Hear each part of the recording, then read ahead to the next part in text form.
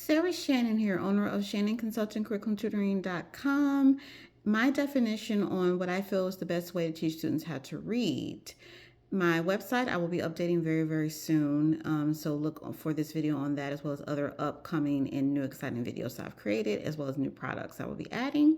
So researchers have differing opinions about what it takes to make students to read and what's the best way to make students successful in reading instruction.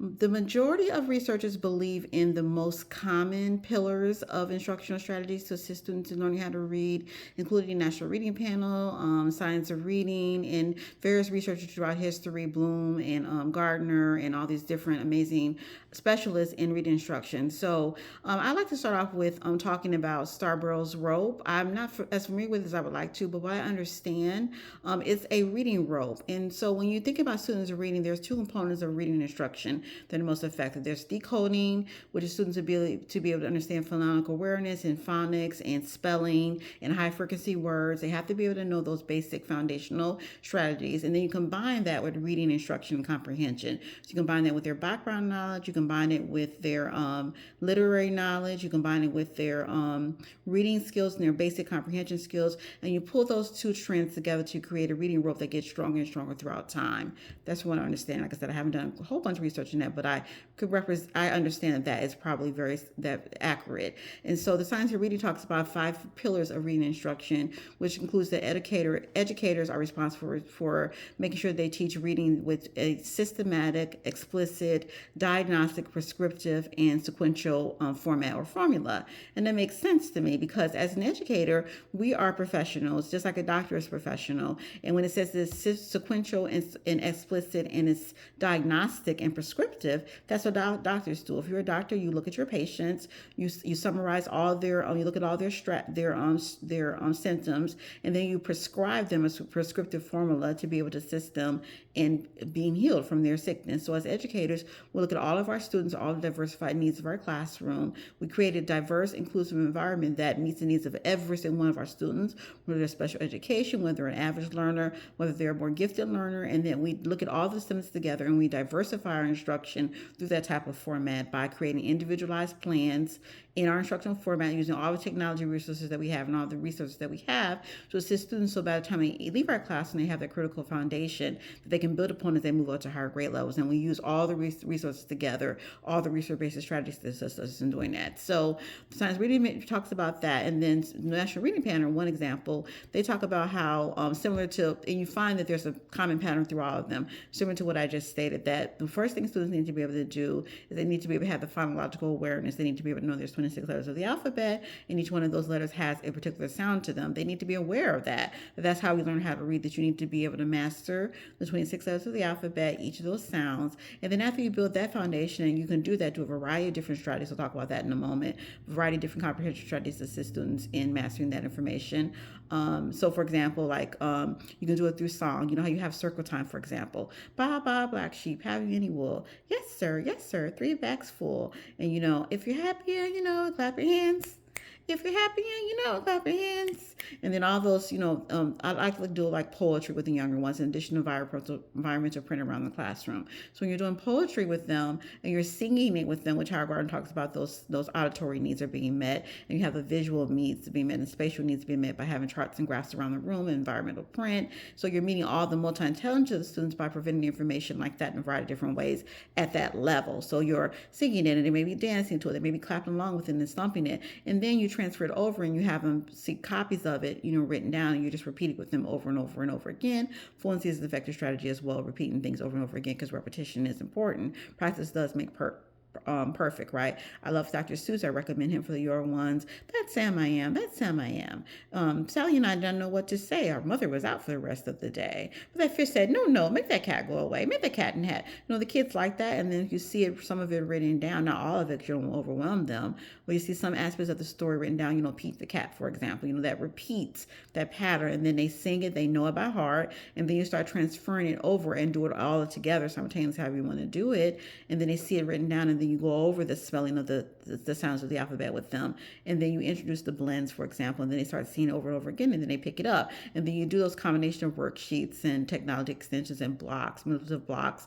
Some things I like to do with my little nephew. I've done this with him. I created a little paragraph book with him. He's only 5 years old, and so I wrote down 5 different sentences on 5 different pages. I think I took them from Dr. Seuss, the very simple pages, and then I wrote the words at the bottom, and I had him practice writing the sentences down with his. He couldn't really do that well, but just to give him the start of practicing on it, and then draw a picture go along with it. And then what he had to do after I left with his mom was he had to continue to just read those sentences, the first page of the sentence, which I think was the sun did not shine or something, or whatever you want to do. It was a big beautiful house or something. It was a big beautiful house, and then draw a big beautiful house. And the next page, I went outside and played, and then draw a picture of him going outside and playing. And you have 5 pages of that. He draws a picture going with that, and then he repeats it over and over again.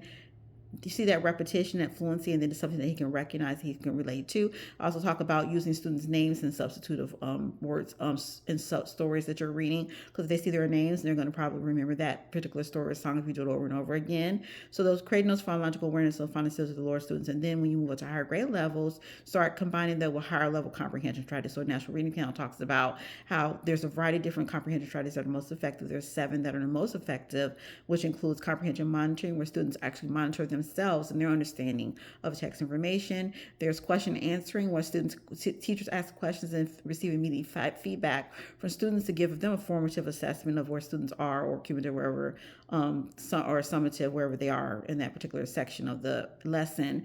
And then also there's cooperative learning, where students work with each other when you're dealing with a variety of different students, or just at the regular student, cooperative learning, where they help each other come up with ideas and they problem solve and they do teamwork together to be able to combine their strengths and weaknesses together to help them to be successful.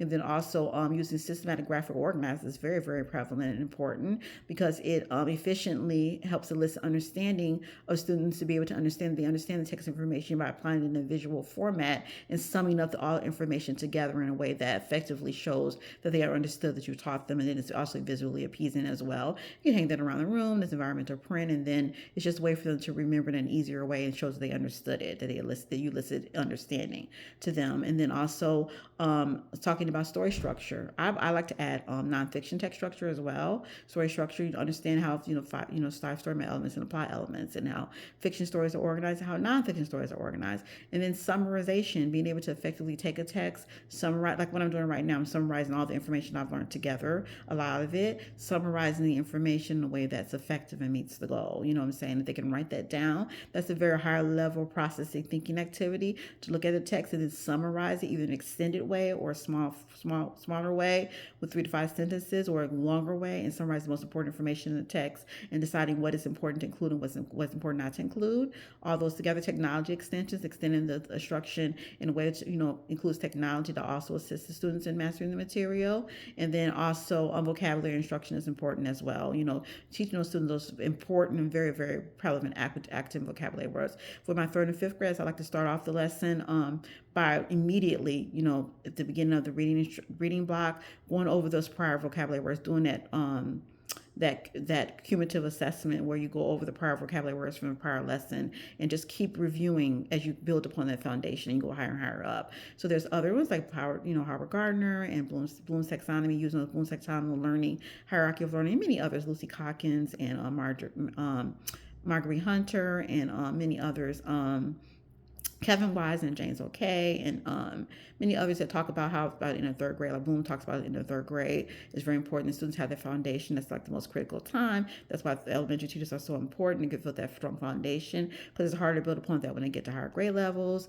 And other ones like Lucy Calkins create the writing workshop, which combines reading and writing instruction together. So that sums up. So to me, it's combining all, like that Scarborough's work I was talking about, the decoding skills with the comprehension skills in a variety of different methods and strategies to be able to assist students in doing that. And there's a variety of different ways you can do that, gradual release method. And then also I like to use voice recorder, just a few, like having students write down their writing, like they're writing a story, or they're writing a short constructive response to a text, and then actually have them record them, like what I'm doing right now, and then watch themselves and listen to themselves, read it back to themselves. Did that make sense what I said? Can I change that? Can I make that better? How can I add to that and improve that information? So those, I like the OrCam, which is a wonderful strategy that has just recently created, I believe. That's a little or cam, like a little stick thing that kind of it points to the words for individual students that look those low level learners, and you can give them independent practice because taking ownership of your learning is very important. So they after you model it for them through the gradual release method,